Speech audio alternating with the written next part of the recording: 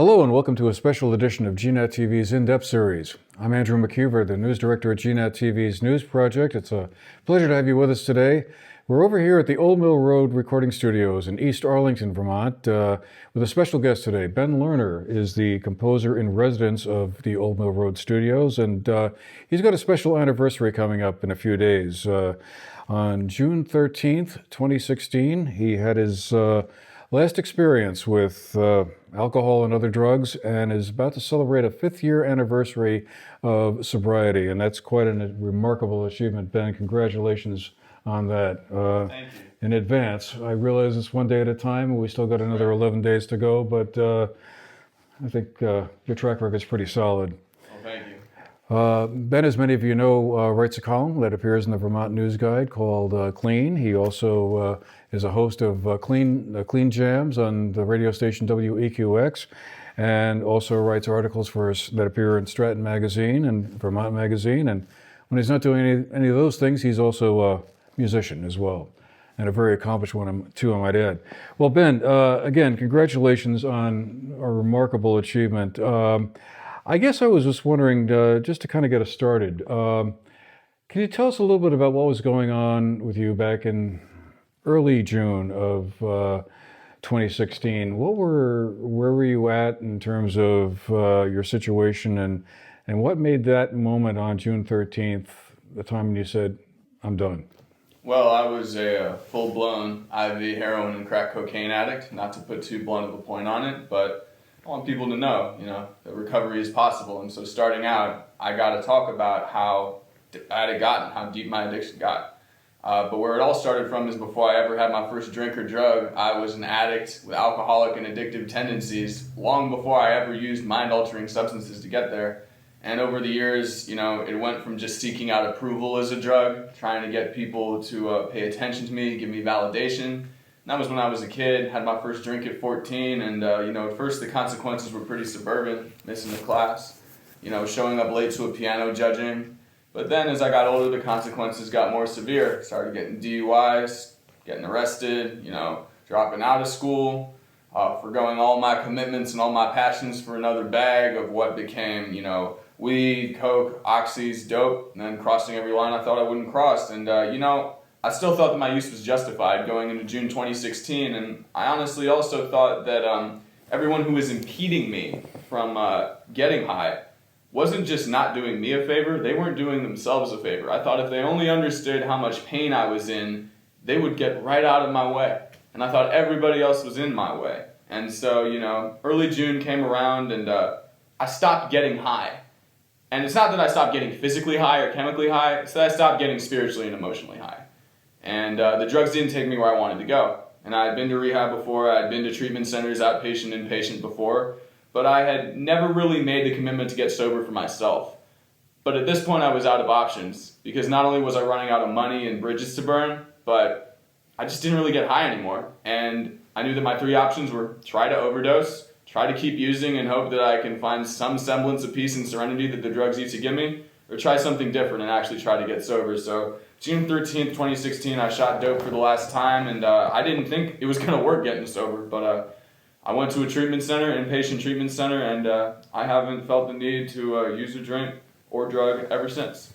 I've heard many folks who've struggled with substance abuse say that they just hit a bottom, that something really horrible happened, like they were in a car accident, or they did something that they never ever thought they would do. They assaulted a family member, let's say, or did something really, really bad. And that was the point they said, okay, I've got to stop. But it sounds like you came to a realization about that without having to go through, a really bottom experience. Oh, there were some bottoms. I mean, like I say, I was an IV heroin and crack cocaine addict, and some people can do that functionally. I'm incredibly surprised at people who didn't experience the same level of consequences, and I wasn't homeless. There were certain lines I didn't cross. I never sold my body, never did anything like that. But everyone, regardless of what lines they crossed, the real bottom isn't the, physical consequences, the psychological, it's not the physical consequences, it's not the monetary consequences, it's not what way you use the drugs, it's the psychological consequences. And it's the deep emotional bottom, and everyone is kind of the same that way. But honestly, when I was at those low bottoms, I justified my use because of them. It wasn't like, oh, drugs took this away from me, they did this horrible thing in my life, so I'm going to stop using. It's no, self-fulfilling prophecy. Drugs did this to me, so I better keep using to run away from it. But like I said, you know, I had all the drugs I wanted. I was in a place where I was using with another friend. It wasn't because I was dope sick or withdrawing that I wanted to go to treatment. It was just that, I don't know if this is too simple, it got old. I mean, at a certain point, you use so many drugs that they just become white noise, and it doesn't really stifle any of the pain anymore. It doesn't keep you away from your truth. And I was just running from the truth for so long that every single bottom I experienced just made me want to use more. But it was when I realized that the drugs weren't taking me where I needed to go that I realized, wow, maybe sobriety is the next best option. And it ultimately became the best option and the thing that saved my life. What do you think was the difference that allowed you to continue on that sober path? Well, I think I misspoke earlier when I said I haven't felt the need to use a drug or drink ever since. I haven't drank and I haven't used drugs, but I feel like I want to use every single day. And I know that might be scary to some people who are dealing with families who are dealing with addicts in recovery, but for me what it just comes down to is the reason I'm able to stay sober is because I don't forget that I'm an addict. I don't try to leave it behind. And I'm a member of a recovery fellowship, and one of the old adages from that fellowship is neither regret the past nor wish to shut the door behind it. What that means to me is I confront the fact that I'm an addict on a daily basis. I confront my addictive tendencies separate from the substance abuse, because if I get complacent and I forget that there is an addict who is willing to forego everything in his life, leave his family, leave his friends, leave all his accomplishments and passions behind just for one more hit, I'm going to go back out there. And it's tough because you don't want to wallow in self-pity and self-contempt, but you also don't want to underestimate the power of the disease. So I guess if, separate from, recovery fellowships, job opportunities, inpatient, outpatient treatments, the support of my loving family, my mother's in recovery, she played a huge, valuable part in all that support. I stay in the solution by remembering the problem. I stay in the solution by remembering where it can take me, and I play that tape back, as they say in the recovery fellowship, because if I don't play that tape, I'm right back at square one, and I'm thinking I'm going to get slick and I can use a drug. But if I remember that it takes me to that point that I can't go to, I can keep moving forward and keep doing what I'm doing and not have any illusions about where it takes me. Tell us about your story since then, since June 3rd of 2016. You were able to get sober, you were able to stop using heroin. What followed from there? Well, every month brought its own breakthrough since June 13th, 2016. I mean, the first month was in treatment, and the first breakthrough I had there was that I wanted to leave and I didn't. And I was looking at my reflection in the mirror, and I realized I could lie to everyone else successfully. Addicts are very manipulative. We're good at getting what we want, but I couldn't lie to myself anymore. I couldn't convince myself that using was the best course of action anymore. And so I decided to stay, and it was the best decision that I ever made. But there are a bunch of best decisions that I ever made, and the best decision I make actually is every day that I decide to stay sober and clean. And it's a decision I have to make every day, make no mistake. I got sober, left treatment, got a job, and it wasn't a top-of-the-line tech job. I didn't have a college degree. I still don't have a college degree. I worked as a busboy, and I applied to dozens of jobs before they accepted me. And, I wasn't looking good. I had a second adolescence of sorts, pockmarked, oily skin, because the drugs had been sapping my life force for so long, it came back with a vengeance. I had a second teenagehood of sorts. And, I'm working at this place, and it's like a kind of fancy bistro. And I'm from Washington, D.C., if you can't tell from my accent. I ain't a native Vermonter, but I've been coming up here since I was a little kid. And, I'm working at this restaurant, I'm carrying these plates, and I got all these track marks on my arms. From using IV heroin. So I got a shirt and it's rolled all the way up. And actually today I have a tattoo here, and tell the story of that kind of for a metaphor of what I've done with my recovery and what I try to do every day. And I'm at this restaurant, I'm carrying these plates, and my hands are sweaty because it's 90 degrees out, hot, humid DC day. And so I sweat and I drop the plates, and I'm like, that's it. I don't care if anyone sees my track marks. I'm rolling up my sleeves. I'm going to keep working. So I go inside, and sure enough, someone makes a comment. They say, hey man, what's up with those scars? And I kind of froze because I was like, what am I going to do? Do I lie? Do I risk losing my job to tell them the truth? And that was another kind of aha moment, because I was like, you know what, I'm not going to get anywhere by lying. It's more work. It's not some whole like self-righteous honesty crusade. It's just like, it's going to be so much more work, and it's going to torment me so much more if I don't just tell the truth. And it's not always easy to tell the truth. I've had people, across the time get really angry at me for being an addict based on their own experiences, take out their anger and vitriol towards me based on their own experience, and they got their own pain. Not everyone's accepting, but when I told the person in the restaurant that I was an addict, they accepted me, and that little gesture of kindness fueled my journey forward, and that's resulted in me having the confidence to get the job I have here now, to get back at the piano and start making music, to start writing again. And all of that stems from one single moment, which is deciding that truth is more important than self-preservation. How important is it to have a support structure like AA or NA or some of the other organizations that are out there? I mean, I've heard of people who've achieved sobriety without that, just on their own. But it seems like for a lot of people, having that outside support is really critical. Yeah, everybody gets sober by themselves, and everybody stays sober with a community. And, people don't get sober always completely by themselves. I mean, that's an overstatement. You go to a treatment center, you go to a recovery program, and there's other people who help you. But I guess what I mean to say is nobody can bear the brunt of detoxing from a chemical but you. And I've heard a lot of parents actually say, I wish I could detox for my kids, because that's the hardest thing for them, is they just don't want to be sick. They don't want to get the shakes from drinking. They don't want to be dope sick. I wish I could detox for them, but I can't. But after I went through the detox program by myself, I had to make the decision that not only was I willing to tell the truth like I did at that restaurant, and like I do through my writing today and through Clean Jams and through the Clean column and through my music, I had to make sure that I was honest with my higher power, and I was honest with the people in my recovery network. And that's just more accountability. That's more honesty. You could talk about, 12-step fellowships, smart recovery, celebrate recovery, psychiatric help, faith-based groups, and all that plays a part. Family, friends, the whole community. I've heard it said, addiction is a family disease. I think it's a community disease. I think everybody plays a part in recovery, whether negative or positive. But it's also, accountability on the addict's part. But in order to maintain that accountability, they have to stay connected to some sort of program or some sort of fellowship. And I've got what works for me. I don't speak on it publicly because anonymous fellowships are of that nature that you don't reveal that. But I will say that the connections I've formed, regardless of what fellowship I'm in, have greatly helped me.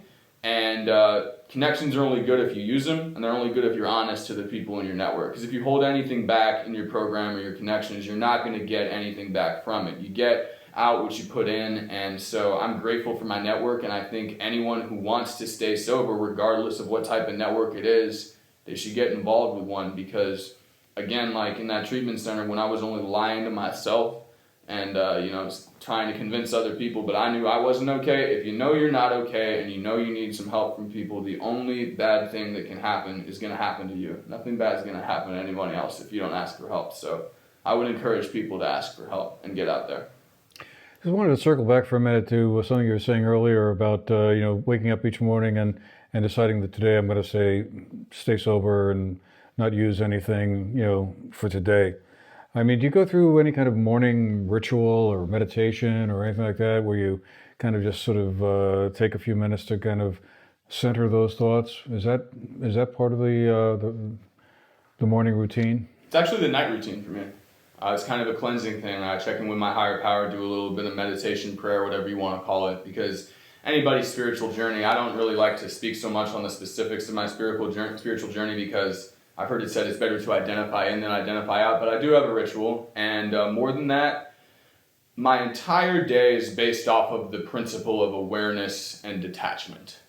And a lot of fellowships have, faith-based fellowships outside of the sobriety community have names for this. The Buddhists call it enlightenment. Abrahamic theology, it's compassion, it's family, it's the 10 Commandments. But, at the end of the day, what it really boils down to for me is I need to be able to be present in the reality, and I need to be aware of what's going on. And if you get away from chemicals, you get that awareness, whether you like it or not. Your senses come back awake, and it hits you. And so then the question is, how do you apply the principles you learn from your sobriety fellowship or your psychological psychiatric program or your faith group towards your journey of recovery? And for me, what it means is I need to be able to take a breath. I need to be able to detach from my physical, emotional, and spiritual tension. I need to ground myself in the moment, and I need to say, you know, it's okay that I'm having these feelings. It's a common misconception that the goal of recovery, at least from where I stand, is you're never going to feel angry, you're never going to feel triggered to use, you're never going to feel sad, you're never going to feel disappointment. I feel those feelings every day, whether in a big or small way. It's how you deal with them. And it's that you finally have the tools to be able to deal with them in a non-chemical and sustainable way. And so to answer your question, yes, I meditate and, you know, pray on a daily basis. And I don't just do it in a ritual, ceremonial way. I do it every single moment when something happens that's frustrating, that's painful. I breathe, center myself. I try to remember my training, remember my principles, and utilize those tools, because recovery isn't static. It's in every single moment. And there's always an opportunity, whether it's a good day or a bad day, to re-solidify your recovery.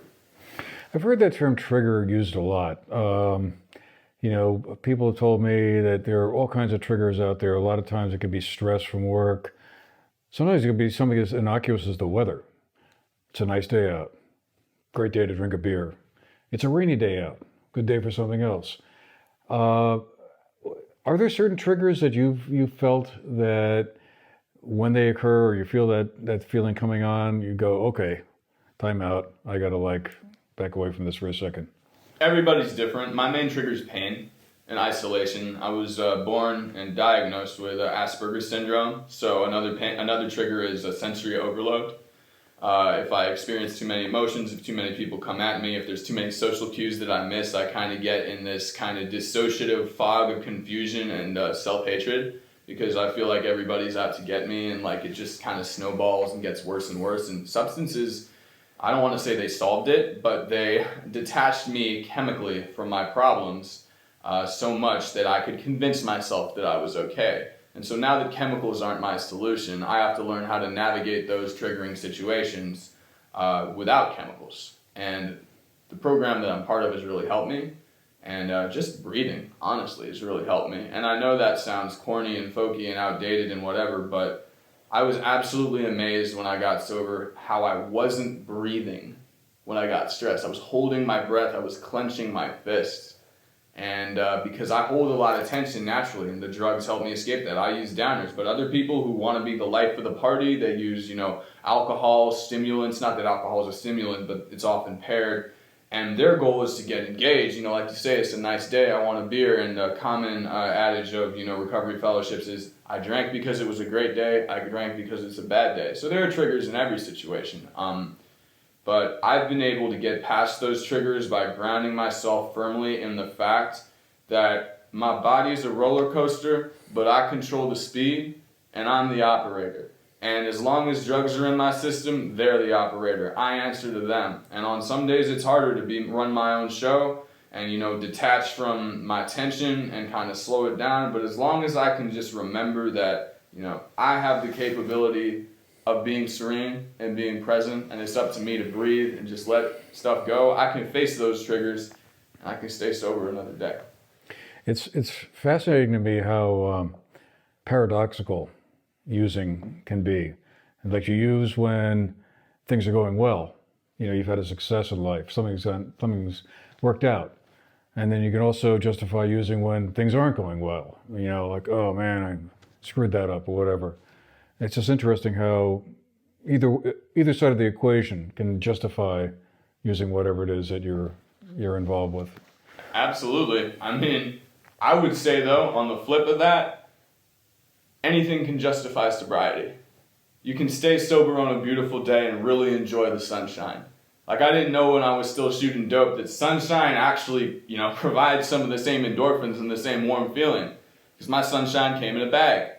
And, you know, on sad days, on tragic days, I didn't know that it was possible to really cathartically deal with that grief and let it go, rather than just pile some dope or alcohol on top of it and press it down. Because eventually you deal with it regardless.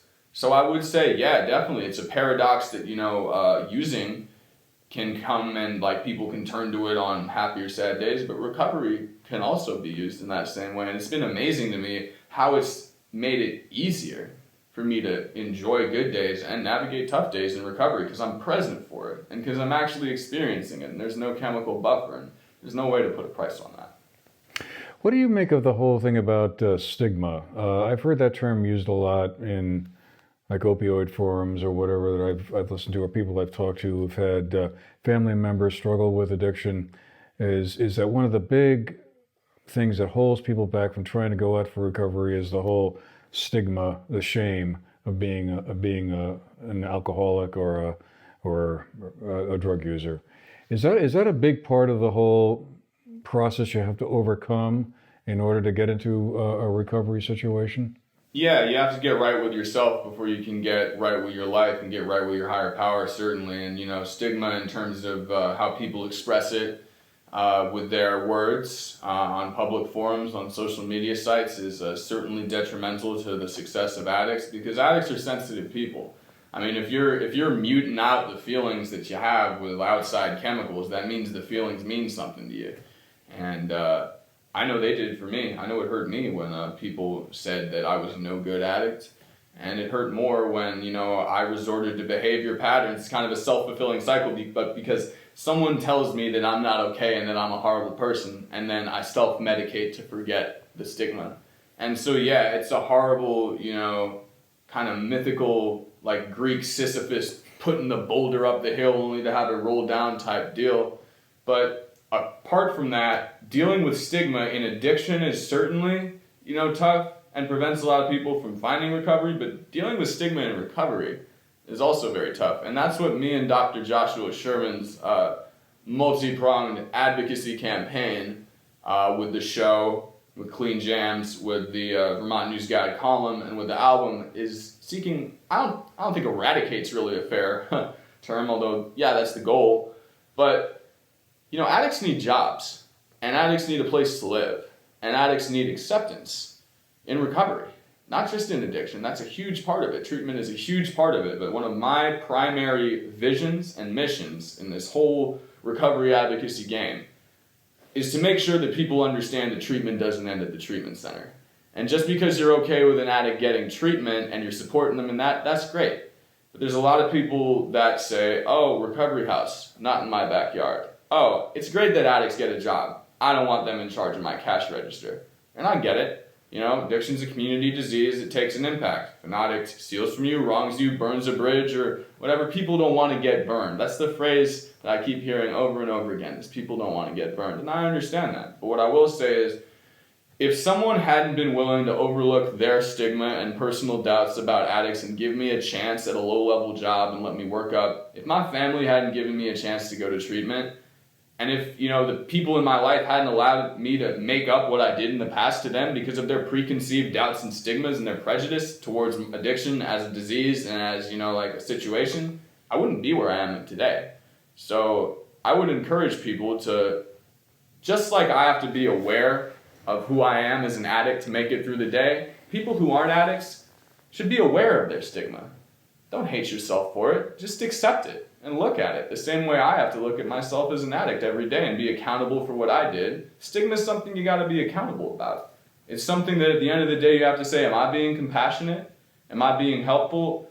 And it's scary. Just like it's scary for me to stay sober every day, it's scary to trust an addict, just like it's scary for me to trust myself. But I find that when people can be open, accepting, and honest with themselves and with other people, it creates positive results. And so, to me, that's what overcoming stigma is about. Being honest, looking at yourself objectively and saying, am I willing to forgive people and be compassionate moving forward? How important is it to make amends to people that you may have hurt, maybe unintentionally or intentionally? But you look at it later, from the standpoint of recovery and say, wow, I really hurt that person. I didn't mean to, but that's how it happened. Is it important to say, I'm sorry to that person to assist your own recovery to go forward? Or is it just sort of a nice thing to do, but it really doesn't play a central role in your own recovery? It's a huge tenet of many programs, and I think it's very important. I think it's important to make up to people, and it's important to know within yourself that you've done everything you can, but to be honest, there's a lot of things that I'm never going to be able to make up for, just because due to the nature of my addiction, I wronged a lot of people I've never even met face to face.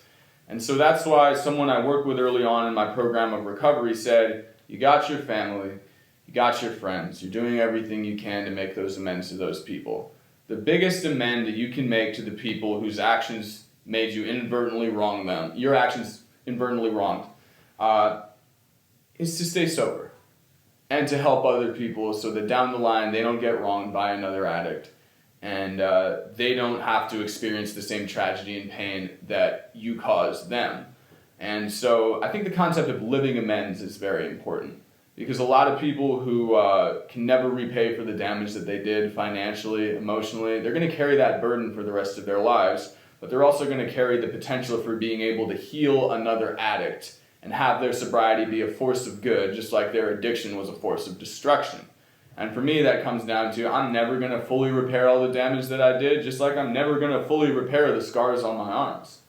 And I think that's a metaphor, though, because if you take your pain and use it to motivate good, then the pain was worth something.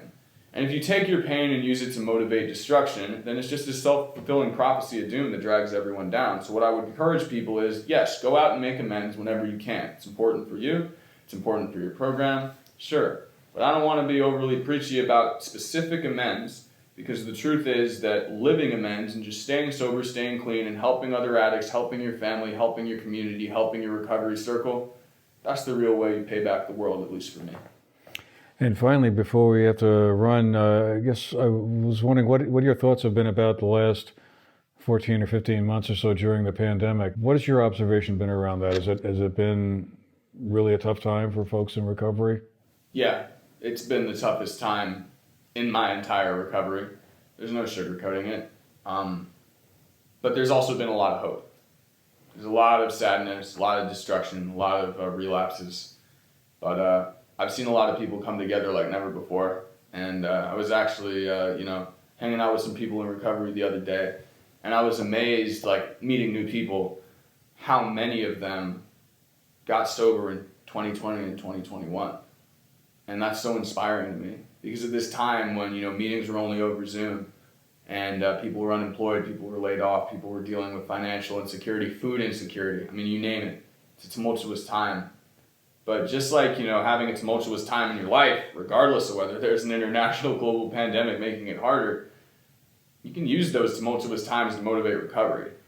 And you can use those painful experiences to move forward. So yeah, of course, overdose numbers have spiked.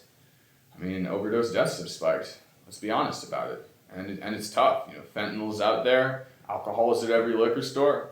And, it's easier to do that than it is to get sober. But in the long run, it's really not. It's really not easier to keep putting yourself on that corner or up in that bar and not deal with your emotions and not deal with the consequences of your actions.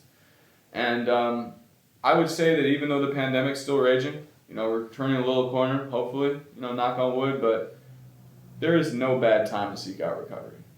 There is no bad time, and the worst of times provide the moments. Just like you talked about those bottoms earlier, I think everybody in the world now knows what it's like to go through some sort of isolated bottom. And I said to Dr. Joshua Sherman during one of our talks during the pandemic when he was checking in with me, he's like, "How are you doing?" And I said, "Well, Josh, I think everybody knows what it's like to be alone in their room, not trust anybody, and not want to go outside for fear of people." And that's how I felt when I was an actively using addict. And it was tough for me to get out of that because, again, I'm getting sober, I'm getting clean, finally. And I'm back out in the world, and I'm not wearing a mask to try to hide myself. And then they're telling you, wear a mask, stay inside again. And that isolation was killer. But what allowed me to get through it was the supportive community of recovering addicts. And the fact that being sober just feels better. And it's sustainable clarity, and it's a beautiful thing. And regardless of how gray the skies are, how sunny the skies are, metaphorically or literally, staying sober allows me to experience it, move forward, and grow. And so I'm grateful for it, regardless of what's happening. I want to thank all of you for being with us. Hope you found the program interesting. And for those of you who may be feeling that it's time for you to kind of make an inventory of some of those issues that you may be feeling, there's help out there. And I'm sure you can help them out, Ben, if anyone wanted to reach out to you. Anyway, thanks again. Congratulations. Thank you all, and we'll see you again the next time.